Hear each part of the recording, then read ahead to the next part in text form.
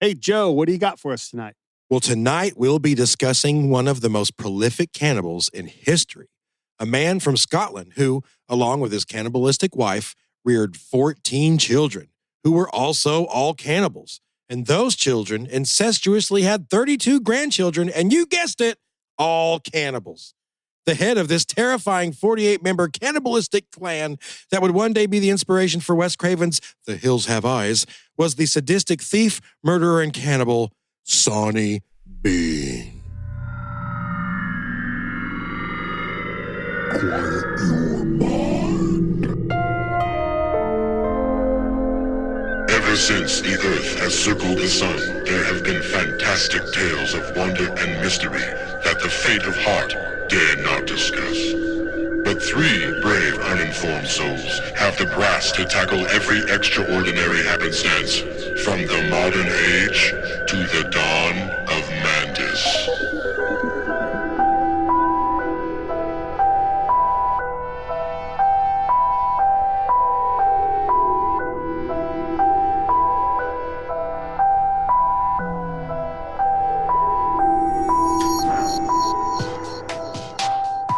Welcome to Dawn of Mantis, true crime, mysteries, and more. Joe, this sounds like it's a lot of all those things, especially the and more. That's a lot of cannibals you're just dropping in the intro there. Donner Party got nothing on these guys. Yeah, I know. I'm kind of blown away by that intro, Joe. Yeah, it's a crazy story, guys. I'm excited to get into it. But before we do, we have to give a shout out, and we're going to go ahead and play his message. I'm sure he doesn't care. I could just tell by the guy's tone he doesn't care. We have a fan up in Canada, Fitzy, F-I-T-Z-Y, I guess that's how you'd spell it. Maybe, or I-E. Or I.E. He's given us a couple of shout outs or whatever we want to call them. So we're going to give one back to him. We just love the guy. We love his attitude. At first we thought that this was a prank, but if it is, he's keeping it going a long time, I guess. I love Fitzy. Yeah. Call more. Leave more voicemails. I love this guy. Please leave more voicemails, and let's play the one that he recently sent us, because I love this guy. Let's play this. Let's do it. How's it going, boys? It's your bud Fitzy, eh? I heard on a past episode there you wanted to know the best plant to wipe your backside with when you're out in the woods, eh? I'm going to lay down some old prairie hoser wisdom down on you boys. I can tell you from personal experience, the top of the heap is mullein. M-U-L-L-E-I-N. You got big soft leaves there near the ground with a big spike in the middle. It gets about chest high there. Little yellow flowers. You can't miss it if you've seen it before. Anyway, I hope that helps you out next time you're hitting the trailhead. You boys look me up if you're ever in Zealandia there. And keep your stick on the ice, eh? You bunch of hosers. I love Fitzy! Yeah, he's cool. Yeah, it's good advice. The spiky part, you might want to avoid that spiky part. Yeah, I think he's talking more about the fuzzy leaves. Yeah. It sounds delightful. Where the hell did he say he was? Zalencia? What did he say? I don't know. I can't even understand that. What did he say? Canada's a big place, I've noticed. My Canadian brother. I want Fitzy to know, and I just mentioned this before we played the clip. In front of right now, Fitzy, what I'm drinking is Canada Dry. He is. And then right next to that, Crown Royal. And I just have the Canada Dry Blackberry Ginger Ale. Yeah. It's delightful. I couldn't be more Canadian if I rode a moose in here wearing a Toronto Maple Leafs jersey, bro.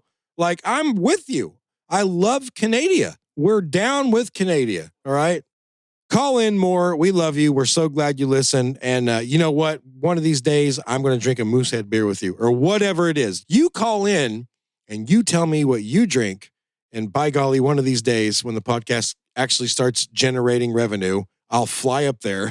When we can take it out of our travel budget. And I love Letterkenny. It's one of my favorite shows. I couldn't be more Canadian. Well, you could be a little bit more Canadian by not being an American. Well, that's true. But I see what you're getting at. Yeah. Sorry, I had to ground you a little bit, you're man. fine. I didn't want you to go crazy and your head split in half. I also really like Mike Myers. He's a funny comedian. Yeah, for sure. He's from Canada also. Yeah. Norm Macdonald. Yeah. Oh, Norm Macdonald is one of the best gifts Canada ever gave us. Yeah. Just a genius. So thank you. All right. So are we ready to proceed with this weird ass story? Yeah, let's go. Fitzy, I love you, brother. Keep calling in and keep your stick on the ice. And I think you hoser. Can you say that? I mean, Can you say that back? Well, what would I say to him? I don't know what I would say in return. I don't know. I just feel like it's cheating a little bit. Keep your bobber in the water. Yeah. We got a lot of lakes around here. There you go. All right. I don't know what I'd say. Yeah, I don't know.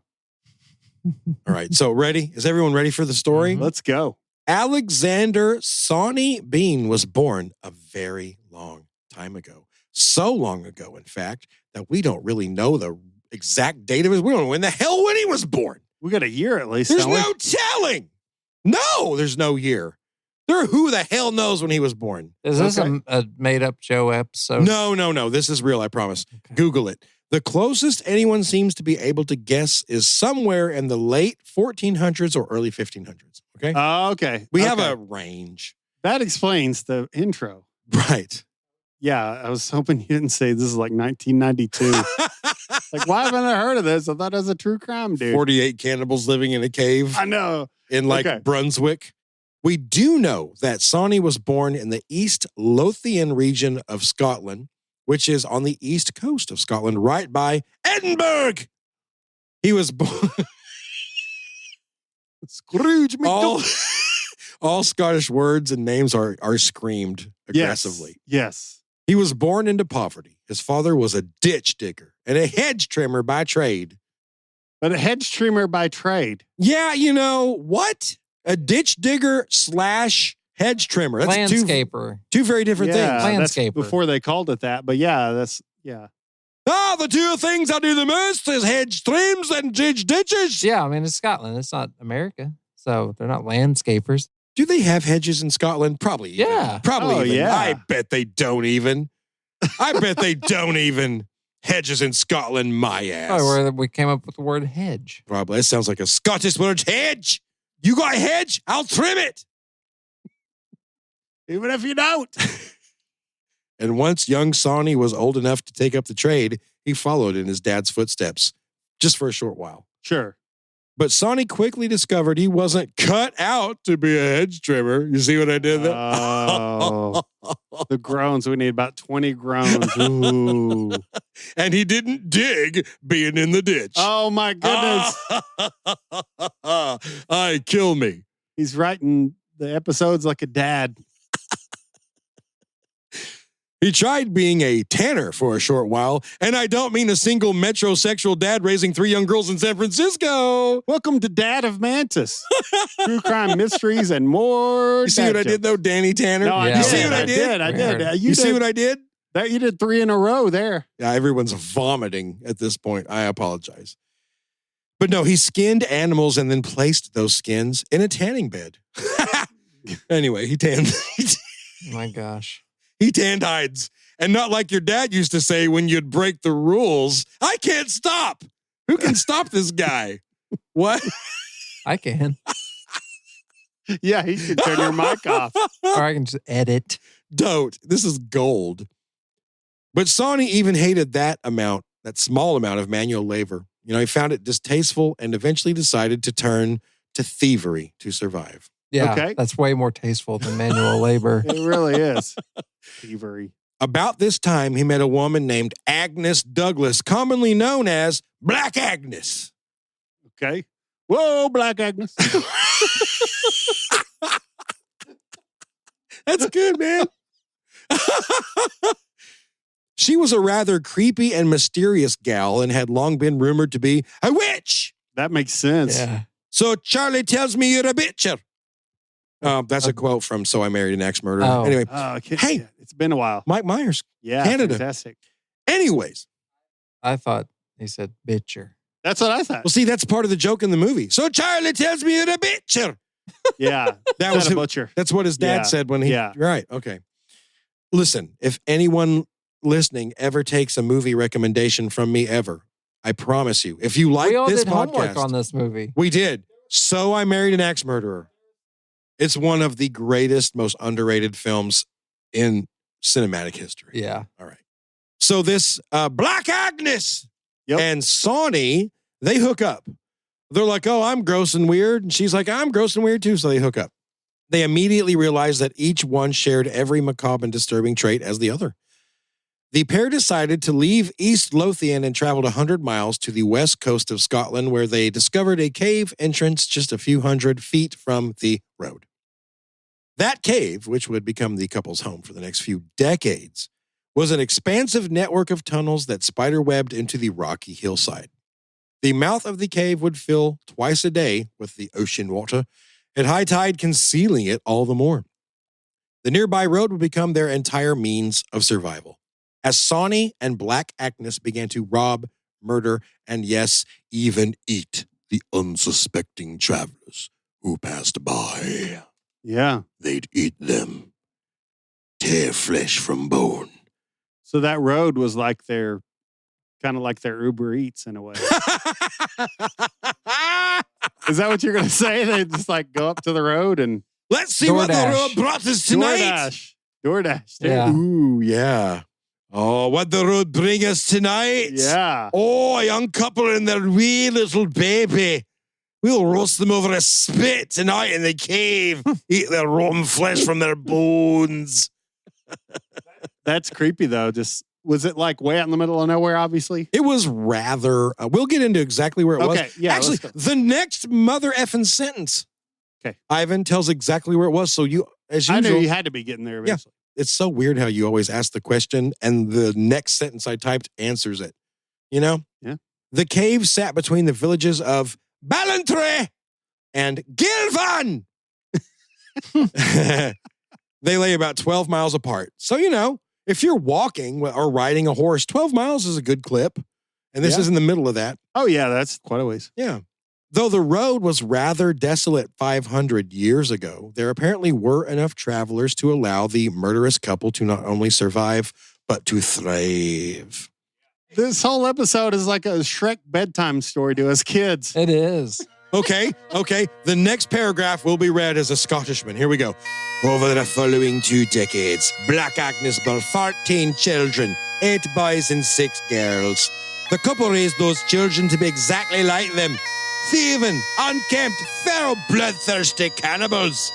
Sawney, Agnes and the kids would set up ambushes on the road with military precision, after which they'd rob, murder, and finally eat their victims. They grew to be quite skilled at pickling human flesh in large barrels. Pickling? Pickling! Okay. And they discard the leftover body parts at the ocean. Lots to unpack. It's good, So they man. pickle them, discard the body parts in the ocean. Yeah?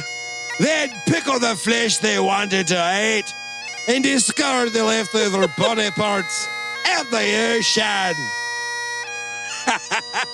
And just to be good stewards of the planet, they probably used every part of the Taurus. That's correct. They even carved out the anus to use as a wedding ring for their small children when they grew up and married their sisters. That took a little while to get there. That's Black Agnes was known to wear a nipple necklace carved from the titties of all the foreign ladies that walked by on the road. All right, we have to stop. We have to stop. Holy crap. In the surrounding villages, people had obviously begun to notice the alarming number of travelers who disappeared in the area. Yeah, I was going to say.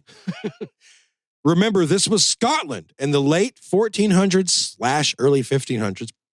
It was a wild place.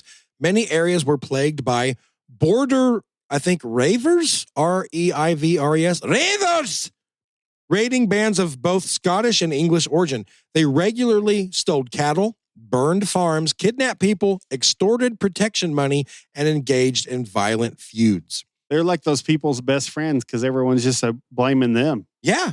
It's like, oh, yeah, of course they did it. Was the cannibals from that cave it were, Yeah. not us. Yeah. Yeah. Exactly. In the Highlands, which occupy the northern and northwestern regions, violence was often clan-based. And I don't mean the white pointy hats. This was like Scottish clans. Yeah. Raids on livestock, retaliatory killings, and arson were common features of inter-clan feuds. Clans such as McFarlane, McGregor, and Calhoun, and others participated in ongoing tit-for-tat. All Scottish people just yell every word. Ongoing tit-for-tat raids for many years. Then there were independent bandits, sometimes called broken men, who lacked ties to any lord or clan and drifted between communities committing theft, cattle rustling, or highway robbery. Then there's this group called, this includes our boy Sawney Bean and his cannibalistic clan of Beanie Babies. The poor and disenfranchised folks who, due to poor economic conditions or post-harvest food shortages, turned to ambushing travelers and robbing them. Although it must be noted that only the Bean clan were known to actually eat them. Yeah. All right. So did we get all that I just laid? Yeah. Some people just rob them. Other people rob them and eat them. Yeah, there we go. Or our bean people. Our beanies. I described the perils of living in 15th and 16th century Scotland to help you understand how the Sawney Bean clan got away with killing people for as long as they did. It was pretty common for travelers to up and vanish back in those days. By the way, it must also be noted that travelers were quite aware of the dangers and usually traveled well armed. So it's not like the Sawney Bean clan could just stroll up and rob passersby with ease. It was undoubtedly almost always a battle, with the Bean clan sometimes sustaining injuries and maybe even casualties on their own side. There's no way to know how many had been injured or killed over the years. Although they did manage to overcome their victims, the main reasons they remained undiscovered for so long was that Sawney's cardinal rules, the clan only attacked under the cover of night. They stayed hidden in their cave during the day. He also swore to overcome his victims at any cost and leave no survivors. Why? Because dead men tell no tales. That's right. So they had all these kids, right? Yes. So they just, as their kids got old enough, they went out for whatever they called it. They told them to kill the people passing by and rob them and then skin their flesh from their bones. It's so twisted. I had this thought where this little kid is wanting to go. I want to go tonight. I want to go help get our food. That's all they know. They're like, oh, you're not ready yet. Yeah. But when the numbers of the missing became too numerous, even for roaming bandits or clan-related killings to account for, suspicions were finally aroused.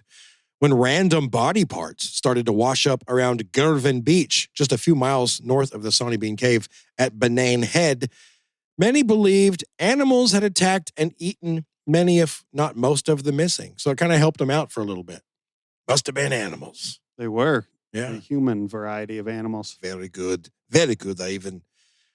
Others blamed various innkeepers of local villages. Why? Well, because they'd been usually the last to see the missing travelers. Sure. Left their place of business. Sadly, several people were accused and even hanged for these crimes. But when more travelers would disappear, the villagers would be like, whoops. Sorry. I guess it wasn't Steve who killed them all. Damn, we hung him last week and would have died. I like Steve, I'll be honest. I wish we would have waited just a little bit. Maybe put him in prison or something and then see if more travelers die or not. And then if they do, then we're like, oh, it wasn't Steve, let Steve out. Maybe investigate. The case of the missing travelers became a pretty hot topic at the time, and everyone throughout southwest Scotland seemed to have an opinion as to who or what was the culprit. Unfortunately, it would be decades before the truth would finally be known. Wow. Over the years, countless searches had been launched throughout the many roads that spiderweb between the various villages that dotted the Scottish countryside, but all failed. They'd even searched the very cave that the Sawney Bean clan occupied, albeit only the first few feet. It's okay. Like I said earlier, based on the cave's hazardous location and the fact that the entrance was blocked twice a day by high tide, they were just like, that's probably not this cave, is what they said. That's a direct quote. They were yelling that back into town. They were before they had walkie-talkies. I love doing the Scottish accent. They were basically Morlocks from the Time Machine. You live underground and eat the people. Oh my God. Yeah. You just blew my panties right off. Yeah. It's such yeah. The year 807, 201, something like that. Isn't that your favorite movie or one of? Well, it's my favorite book. It's a great movie too. It is a good movie. By H.G. Wells, yeah. I saw a video where they got that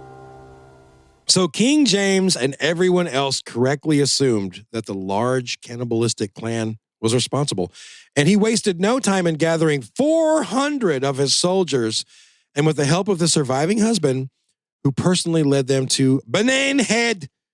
That's right, where the cave was located, where the murderous Sawney Bean clan was held up back in their cave. It couldn't be easy, though, because they knew where to hide and stuff. Yeah, they were like rats scurrying into the wall. Smoke them out. Ooh, well, you know what? You kind of foreshadowed a little bit there, Ivan. All right. About what they maybe did. Once there, the remote entrance to the cave was almost missed, right? Until a group of hounds detected what surely was the scent of rotting flesh and led the king to the cave's small opening in the cliffside. As the soldiers poured in, they discovered a truly horrifying sight. Like right out of Texas Chainsaw Massacre, man. The dim light of their torches soon revealed arms, legs, hands, and strips of filleted flesh hung all up and down the cave walls. There were large wooden barrels of pickled flesh. Skulls were stacked several feet high in some places. This reminds me of the scene. Did you ever watch the 13th Warrior with Antonio Banderas? No. So it's kind of a loose take on Beowulf. Okay. So Antonio Banderas plays this Middle Eastern guy, and he's like off on his travels and comes across this group of Vikings, and they take him in and take him back to their village. While he's at their village, they are getting attacked by these creatures, which turn out to be, humans in like bear skins. Oh, okay. But when they go to attack them or take them out, they sneak into their lair. Oh, and that's what it's like in there? That's what it's like in there. Oh, yeah, it would. Yeah, that's crazy. It's a really good movie. I loved it. I've watched it so many times. It came out like probably late 90s, early 2000s maybe. I remember seeing the movie case at the video. Yeah, it's really good. Yeah, I cool. enjoyed it. Yeah. A lot. Another third movie recommendation. That's okay. I feel like probably some people that listen, probably when they're scrolling through, they see one of these. They probably. Yeah. So on the floor of the cave lay hundreds of scattered coins and pieces of clothing and jewelry taken from victims over the years. Yeah, it's just on the floor. They don't care about that. No. Interesting. Yeah, they don't have any need for that. Right? Isn't that weird? No, I mean, not really. I mean, it makes perfect sense. We can't eat coins. Yeah, exactly. But it was clear that the main spoils of this group's attacks were simply the meat. The Sawney Bean clan had no use for the other possessions, like we talked about. They only left the cave to procure food in human form and nothing else. Eventually, the soldiers discovered the clan huddled up in the back of one of the cave's many tendrils, all 48 of them. Sawney, Black Agnes, and their 14 children and 32 grandchildren. Here's where there are two different versions of the story, because it's 500 years ago. There's always different versions. First version, okay? Go. The king and his soldiers are so disgusted by the family that they immediately run back to the mouth of the cave, fill it with gunpowder, and blow it up, collapsing the whole thing on the entire Bean clan. I just don't think they would do that to the kids, even though they are little feral cannibals. I just imagine them. They literally are little ankle biters. I imagine them as the kid from the Road Warrior. Oh yeah, you're damn right. Go. The guy with the guy with the boomerang. Well, the hair, the little kid from the original Road Warrior. Oh, That's movie. like yeah. Yeah, I'm thinking of the guy that had the like shiny boomerang that he would throw. Remember? It was from a sequel or something. Yeah, I remember that little feral evil kid. He used to freak me out, like in a loincloth. Yeah, but he followed Mel Gibson around, Mad Max around everywhere. That's what they all were like. Yeah. So in the most accepted version of the story, the clan was rounded up and marched to Tolbooth jail in Edinburgh for prosecution.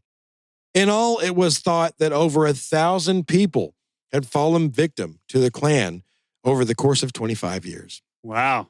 The clan was then taken to either Leith or Glasgow, where they were described as feral, inhuman, and totally unfamiliar with any societal rules or human empathy. Due to their animalistic circumstances, they were deemed subhuman and unfit for any sort of trial. Yeah, what do you do? What? I was wondering if we found somebody like that today. Yeah, there's What always would those we stories do? like they found some girl that was raised by wolves or something, and she's like feral. There's stories I mean, like I that. think there are feral children stories. I don't know. Mhm. I'm curious to know what they did. Well, following that, Sawney Bean and the other men and boys of the clan, pretty rough what they did. They had their hands, feet, and genitalia cut off. It was so funny. I was like, I wonder what they did with them because it's like a hard decision on what you do. And you're like, oh, well, they did that. Oh, yeah, they mutilated them and allowed them to bleed out. Well, look, as the story goes, it's reported that Sawney's last words were, "It isn't over. It'll never be over." Yeah. Creepy. After this spectacle, which they'd been forced to watch, Black Agnes and all the females of the clan were tied to stakes and burned alive. That's how you solve the problem. You got a problem? I'll solve it. Get out the stake. Bitches will Dissolve it. dissolve it. There you go. By burning alive. Whichever version of the story is true, the Sawney Bean clan's reign of terror was over. Yeah. So it's a terrifying tale indeed, but exactly how much of it, if any, is true? Yeah, I know. It's so tough going that far back. Mm-hmm. So let's dissect some of the versions. Some believe Sawney is a mythical figure, either made up to scare travelers or possibly a tale conjured up by Daniel Defoe, the author of Robinson Crusoe, Oh, wow. to slander the Scots after the Jacobite rebellions. What is that, you may ask? I had to Google it. This was a series of uprisings in Scotland and parts of England between 1689 and 1746. As far as the official record goes, there are no accounts of large amounts of people disappearing in that region of Scotland at that time. Also, you would think that the mass execution of 48 members of a cannibal family would make the record as well, but there apparently is no word of this in Scotland's official history. Though some place the tale of Sawney Bean centuries earlier, and that would help explain the lack of corresponding evidence in the historical record. Like some people said it was like in the 11 or 1200s, like way back. Yeah. Another tale concerning the Bean clan doesn't have any corroborating evidence either, and it's the claim that one of Sawney Bean's daughters had fled the clan way earlier and settled in nearby Girvan to live a normal life. So she looked around and was like, my mom and dad and all my brothers and sisters and all my aunts and uncles are like naked and feral and eating human flesh. So I think I'm going to go ahead and jet out. So she just like had a conscience? Yeah, she's like, I'm going to take off. I'm curious to how she would know Right. anything else exists. Exactly. Yeah, I don't know. Maybe she was like, Rapunzel, there's something else out there. I know there's got to be something else. Well, I mean, that's like every Disney princess, though. I know. What else is out there? That's what Jasmine thought. That's what. You have all this. The curtains. There's got to be more, there is. Yeah, I mean, even Little Mermaid. You're right. She's down there with dinglehoppers. Like, she didn't know anything about anything. She lives in a literal underwater wonderland, but the bitch is still like, there's got to be more. You know? Yeah, but golly. legs are pretty cool. So Legs are nice. it's the grass is always greener on the other side. The water's always bluer on the other side. So That's it's true. like, it's like people want what they don't have. Until you get there. So she decides she doesn't want to live as a naked, incestuous, flesh-eating demon, Yeah. as the story goes, and she runs by to nearby Girvan. So when she first arrived at Girvan, she had planted a tree that she called, and I don't know why, but she called it the Hairy Tree. Okay. After years of living a quiet life, her fellow villagers allegedly found out her true identity, drug her from her cottage, and hung her from the same hairy tree that she'd planted years earlier. No, I don't believe it. Right. Yeah. How would they know? Yeah. Right. Yeah, maybe it was just ironic. And it would take a lot of years for that tree to grow to be able to hang somebody Yeah, from. maybe it was like 20 years or something, man. I don't know. No? What are you No. poo-pooing my story for, Sam? You don't buy it? Not I that don't one. either. I don't either. The Sawney Bean story seemed to first appear in British chapbooks. And again, let's learn something. What are those? Yeah, what are those? There's about 200 years ago in these chapbooks. There's at least one of them from a Scotsman named Sawney Bean, who had been caught eating live cats in a publication in 1750. I didn't write what chapbooks were, so we're not going to know. I thought I did. I think they were just these little like publications, like little leaflet things that they would print and hand out. I meant to do that. Because I thought to myself, what are chapbooks, Joseph? And you know what? I'll look that up and let the listeners know. Didn't do it. Well, obviously that's what they are. They are. It's just like macabre stories. Yeah. Okay. Yeah. For what it's worth, the Sawney Bean legend does closely resemble a few other tales of Scottish cannibals. First off, there's Andrew Christie, a.k.a. Christie Cleek, a mid-14th century bitcher who supposedly turned to cannibalism to keep from starving during a severe famine. He soon fell into a group of scavengers and began to attack and eat travelers in the foothills of the Grampians, which is a large mountain range in central Scotland. Yeah, I wonder if he just got a taste for it and then like just craved it. I've heard that human flesh tastes like chicken. Is that right? Oh, Did you ever hear that? I never heard Everything that. tastes like chicken. I mean, I never knew a cannibal to hear that from. But no. I knew a cannibal once, and he told me, whatever you do, don't eat clowns because they taste funny. That was the most dad joke that's ever been told. Very nice. And I apologize. I like that one. No, that was okay. I don't have a problem with that one. As the legend goes, the group was eventually captured, except for Christie, who escaped and re-entered society under a different name. Mm. Then there is the tale written by Nathaniel Crouch in 1696, allegedly occurring in the year 1459. So he wrote about it over 200 years later. Earlier, that is. Yeah, well, it was fresh on his mind. It's got to be accurate. He wrote the following, and I quote, "About which time a certain thief who lived privately in a den with his wife and children were all burned alive.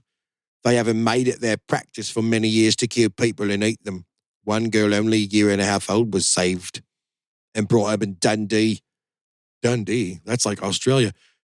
Who at 12 years of age was found guilty at the same horrid crime, was condemned to the same punishment, and when the people followed her in great multitudes to execution, wondering at her natural villainy, she turned toward them and with a cruel countenance said, 'What do you thus rail at me?' As if I had done such an heinous act, contrary to the nature of man. I tell you that if I did, but you know how pleasant the taste of man's flesh was, none of you at all would forbear to eat it." Did you say anus act? That's what I was wondering too. Well, British people don't say the H a lot of times. Like they'll say, No, "I just saw an horse." And you're like, what the hell's an horse? Oh, a horse? It's fine. Just thought I'd clarify. I just saw an horse. That's what they say. They don't say the. So I said an anus. What is an anus act? It's like when that's an asshole move. That's what the British say. Okay, it's an anus act. And thus, with an impudent and stubborn mind, she suffered deserved death. A 12-year-old, man. Good Lord. It sounds like Salem witch stuff. It That didn't happen till way later. Yeah.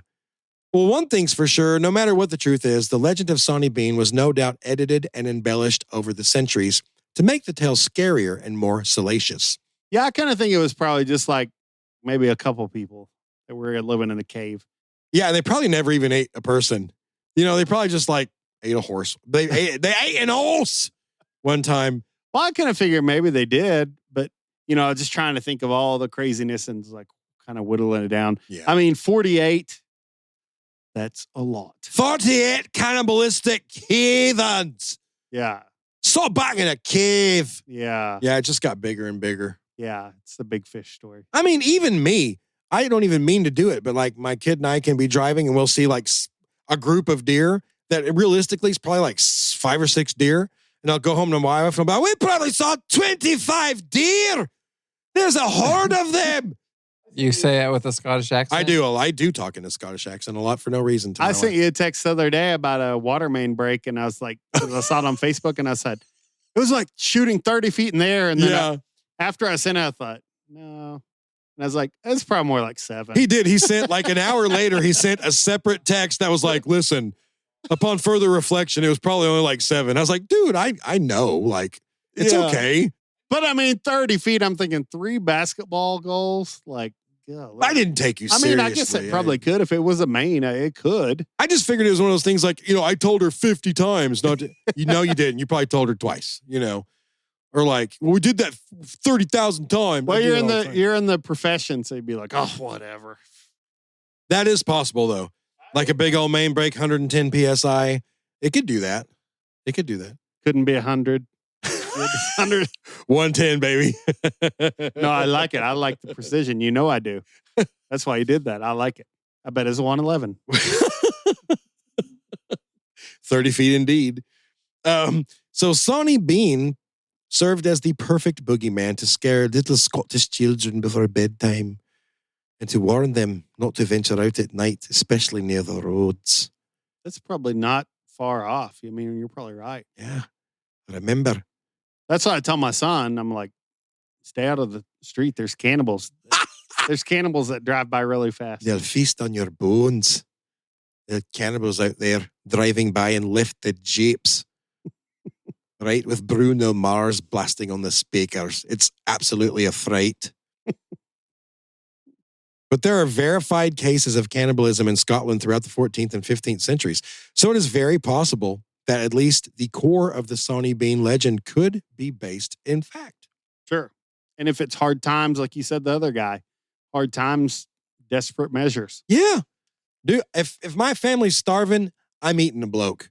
I'll just tell you that. I will kill a person. If it's my baby's about to die, I will serve her up some like mailman's calf brisket or something. Whatever works. I don't care. Mailman's calf. Yeah, whatever works. Whatever. Yeah, works. I mean, in mailman, they put in a lot of steps, so that'd probably be See, big beefy calves. pretty lean meat. Oh, little seasoned salt, pepper, paprika, roasted over an open fire. Delicious. As we said in the opening of this episode, Sawney Bean has definitely had an impact on modern culture. Did we say that? I don't think we said that. No, but you're saying it now. I'm saying, as I'm reading, I'm like, I didn't say that. And then, okay. Legendary horror film director Wes Craven was so smitten by Sawney's story that it inspired him to write and direct the horror masterpiece, The Hills Have Eyes. Creepy, man. I've seen it many times. Love it. Yeah, that was 1977. The remake is also really good. Sure. There's also a Sawney Bean boat ride at the Edinburgh Dungeon. Really? There really is. I looked it up. Wow. There's a whole thing, man. Jack Ketchum's novel Off Season is also based on the Sawney Bean tale and later adapted into a horror film.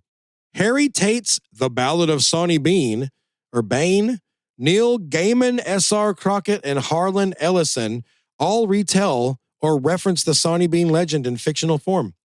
And finally, I think this may be anime, so I won't know what it is. In Attack on Titan. Yeah, it's an anime.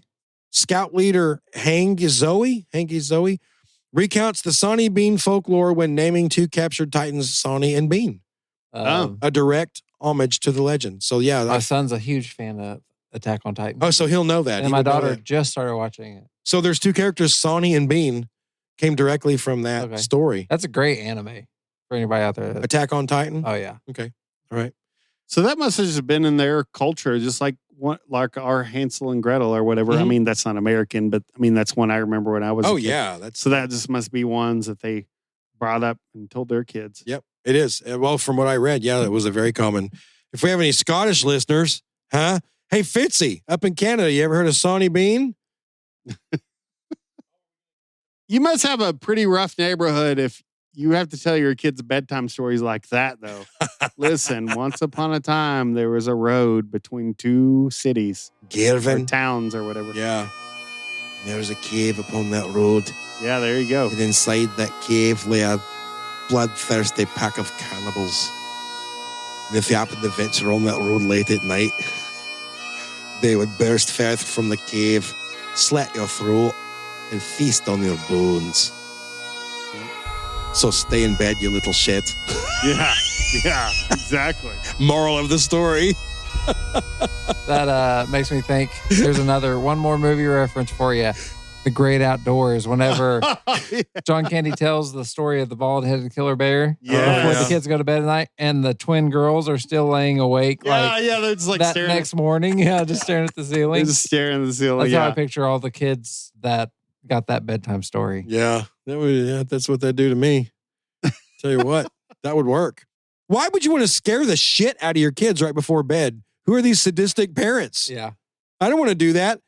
We read Dr. Seuss and tell little cute stories and stuff. And then they fall asleep and they dream of like sugar plums and whatever. We do have a few kids' books that I found that are kind of creepy. Bet you didn't get them from the Dolly Parton library, No, did you? no, we didn't get those from Dolly Parton library. No, he's down with his Dolly Parton phase now. I'll never be done with my Dolly Parton No, phase. me either. I still love her. I mean, he still loves her, but we don't have to play it 85 times in the car. In a way. That's so cool, though, that he was into that. That's so cool. Yeah, he said when he saw the play, I could tell it like stirred him, you know. So he walked out of the Dollywood play, the Code of Many Colors play, and he said, we were like, Sagan, how'd you like that? And he said, I will keep that in my heart forever. Oh, are you serious? Wow. Oh, my God. Yeah, he loved it. That's so awesome. Yeah, I mean, he was all about it. He is so different in the best ways possible as any other little 8-year-old kid. Sure, I think he has an older soul. He does. Yeah, he totally does. I mean, because he has an older dad. Yeah, well, that's true. Dude. That's true. Yeah. Such a cool kid, man. Yeah. He wanted for his birthday, vintage Game Boy, and it has to be vintage. It can't be a knockoff. That's amazing. Yeah, he got a Game Boy Color. He wanted the original Game Boy, but I was like, Sagan, it's fun, but it's not as good as Game Boy Color. You got to go. So I finally convinced him. So he loves it. He has a bunch of games. That's awesome. Yeah. So anyway, yep. All right. Well, thanks for that terrible tale. Thanks for listening. I won't travel out at night because I don't want to be eaten. And remember, after you're done listening to the episode, when you go to bed late at night, don't venture out on the roads outside your house. Otherwise, you'll be feasted upon by Sawney Bean And the fun young cannibals.